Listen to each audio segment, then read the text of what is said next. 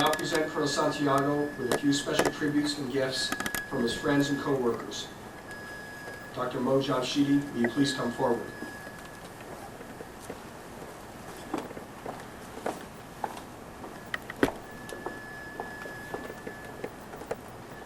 Good afternoon.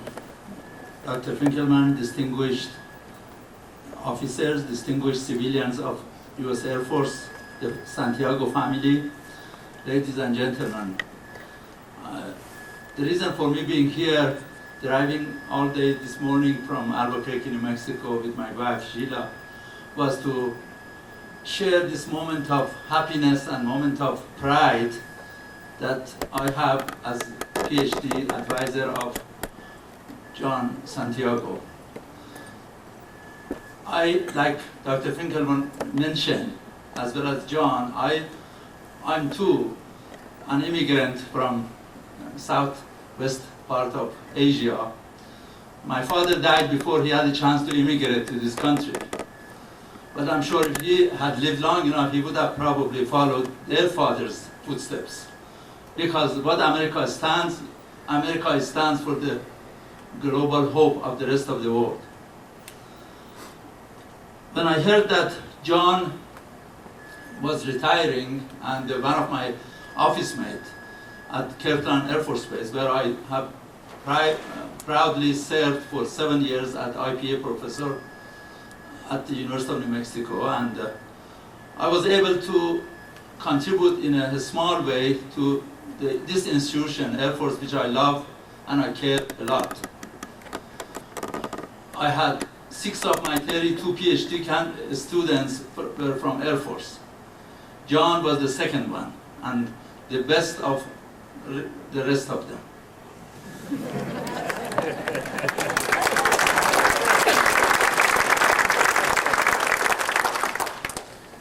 Until about 2 weeks ago, through emails, he was calling me Dr. Jamshidi, Professor Jamshidi. I said, stop that, please. I'm just Mo. I used to be your professor. I'm now your friend. My office mate at Kirtland Air Force Base told me that he actually worked, up to now, works for John, and he was telling me that, he really drives me so hard. I don't know what to do. I said, this is John. He works as hard. He expects people to work as hard as he works. I had a bit of mixed feeling when I heard about so-called retirement for John Santiago. I'm a bit sad because U.S. Air Force institution will miss him. As was mentioned before, that is a condolence to the Air Force. I really, well put, Dr. Finkelman. Excellent service that he has had. I'm also happy because he has had such a distinguished service already with U.S. Air Force. But I don't know myself how he managed to go 3 years to London. He never invited me at that time, but maybe we go together as civilians.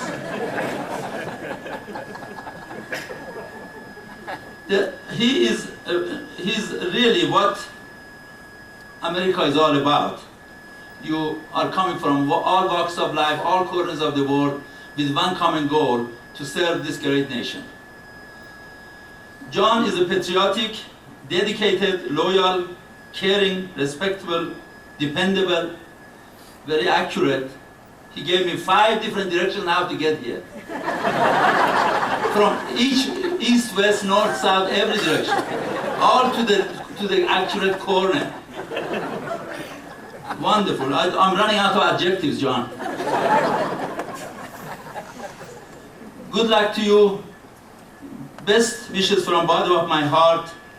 And I also have a personal message from my branch chief, Colonel Mark Cruz, who once worked for you. He said you are an excellent boss. I thank you for your leadership. And I have Mark's comments to convey to you. God bless you, as well as God bless America.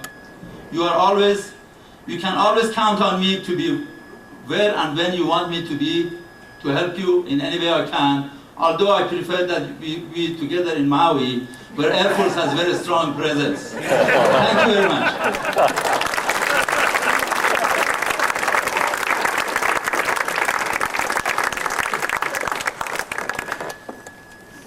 Thank you, Dr. Jamshidi. Chief Pete Yapik, will you please come forward?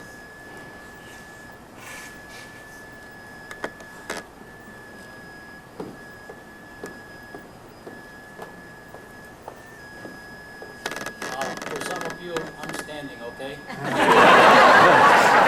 All the way in the back.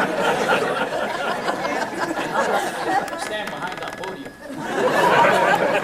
You're in trouble. You see, I joined the Air Force in 1956. I was 6 foot tall then. 1985, I retired because it's taking the toll already. Now I know why John is retiring. 26 years old. So, with the consensus of everybody here, I think I'm the last one who's going to give the awards over here. Or he's got another one. Anyway, I was thinking maybe they're going by height, see? So, with the consensus of everybody here, and with their signatures of what I had gathered, and for those of you who didn't make their signature or autograph here, I'd like to come by later on and sign them. And one of the pictures here, he caught a fish. That was his first fish. But all day long, he's trying to catch this fish. Well, he finally decided to throw a grenade. That's how he got it. The beginner's luck, he calls it. So, John, with everybody's consensus over here, we present you these friendship mementos who attended here, your professionalism, and your friendship.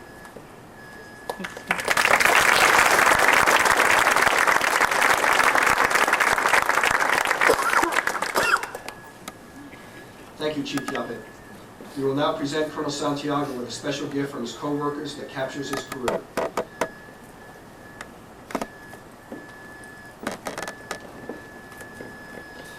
The shadow box presented to Colonel Santiago represents the awards and decorations Colonel Santiago earned over his 26 years of service.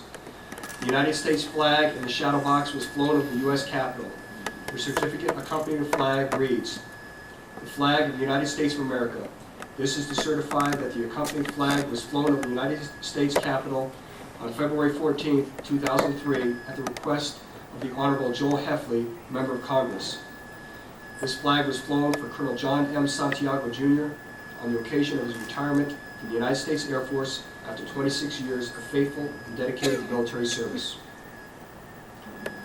As a side note, this flag has also additional significance to Colonel Santiago and his wife because it was flown over the Capitol on their wedding anniversary. Oh my goodness.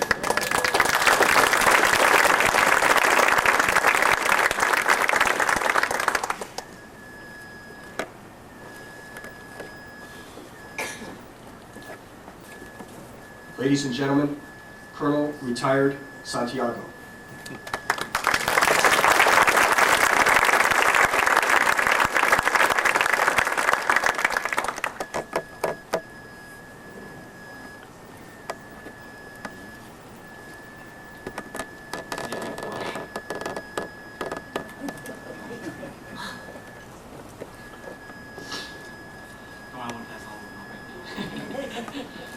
Thank you all for coming.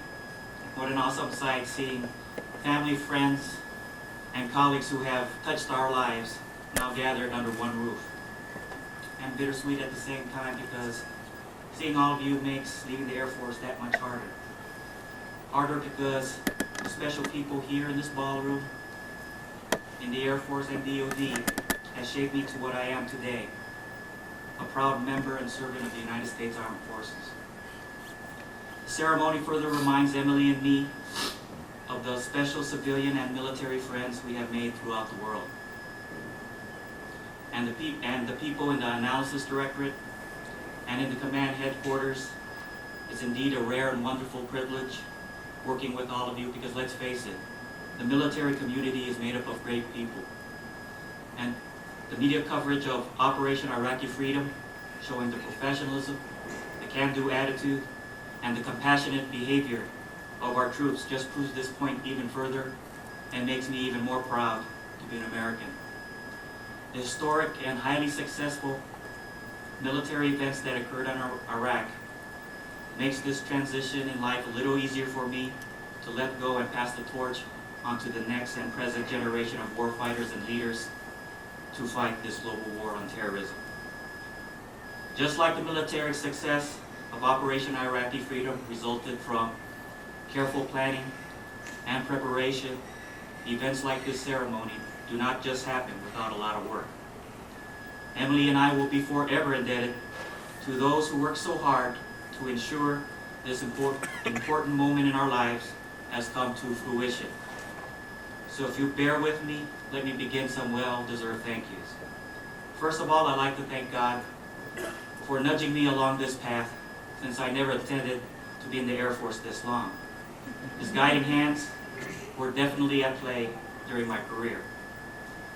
Many thanks to Chaplain Park for the invocation and inspiring words to start the ceremony. To General and Mrs. Royer and General and Mrs. Sampson, thank you for taking the time from your busy schedule and sharing this special moment with Emily and me. We are honored with your presence. My hat's off to Dr. Finkelman for those kind words. I was expecting a roast. You're a great American who has faithfully served this country for over 40 years. I've learned a lot from you, but my brain capacity can only absorb 10% in what you're trying to teach me. I came prepared with a dictionary just in case you use words that I'm not familiar with. I also enjoyed your sense of humor, your astute observations of your family members, Joey and Flash, their companion dogs, and how we became paranoid several times, thinking that the front office was electronically bugged, since what we discussed in the office one day has been fully documented in Dilbert comic strips. The next.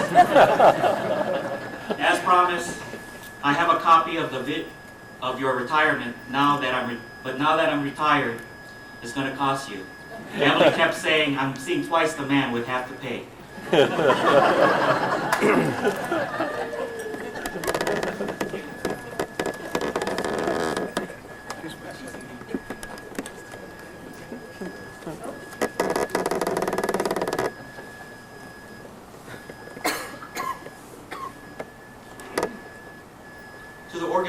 To the organizing committee members, Colonel Russo, Major Border, Sergeant Evans, Steve James, Ms. Cheney, and other members of your team, I offer my many thanks for your conscientious effort in preparing the ceremony. I really appreciate, especially during this period of transition in the analysis directorate.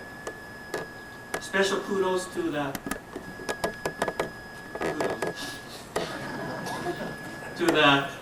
narrator and head honcho for this event, Colonel Glenn Russo. Glenn, I hope this wedding-like project is a lot easier than the special ops missions that you've experienced that you can't tell me about. Working with Glenn has been a pleasure, especially in planning this event.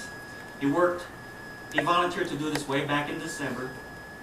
When we got together to work the details of the ceremony, Glenn, trained in the Army way of doing things, talked about phases 1 through 4, stoplight charts, and other details to make the ceremony happen. Glenn, thanks for tutoring me on the Army way of doing business, your attention to details, and your hard work.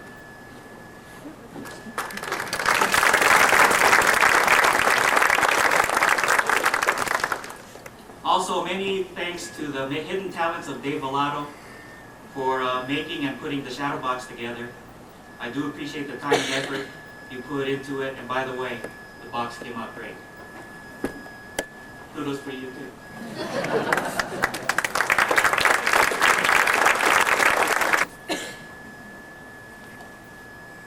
To the Honor Guard,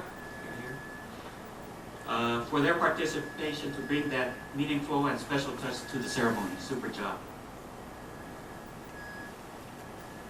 I need to recognize some folks who also came out of town. As Dr. Jamshid said, he drove from Albuquerque, New Mexico with his lovely wife, Gila. I want to thank you again for your guidance and your valuable friendship during my adventure in getting my PhD. You didn't let up on me.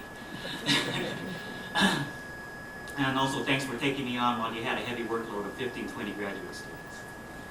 Also from Albuquerque, New Mexico is my colleague and friend, Paul Shirley, and his lovely wife, Wendy. Paul taught at the academy alongside with me, who helped me in many ways. Thanks for being here. The same goes to our former colleagues at the Double E Department, Ron Robertson, Fernando Rojas, Harry Bear, Mike Giat, Mike O'Shea, Ken Soda, and John Mitter. Thank you and your lifelong brides for coming. He's not here. I was going to say a very good friend of mine, he just called me this morning saying that his flight got canceled. But basically, it's Leo Francisco from the San Francisco Bay Area. You could say he's the driving force in bringing Emily and me together during our wedding day, since Leo safely drove and escorted Emily to the church that day. To my brothers, sister, and nephews, I'm glad you guys are here. This is their first military ceremony that they attended. Tell the aunts, uncles, cousins, godchildren, ninongs, and the rest of the family, I'm thinking about them also. Okay? To all our new friends, old and rediscovered, parishioners from the St. Michael's community, chapel, current and former instructors of the Astro and Double E Department, compadres, Cuyas Ates from the Filipino community, friends from command headquarters and previous assignments, as well as friends from the Asian Pacific community. Thanks so much for taking the time and sharing this special moment with us. To my beautiful wife, Emily, no words can adequately describe my feelings for her except for the ones that say I love you. Her understanding smile was always there when I had to burn the midnight oil or work those long weekends. Without her loving support, standing here in front of you would not be very meaningful to me. Emily, thank you for saying yes 21 years ago. Small take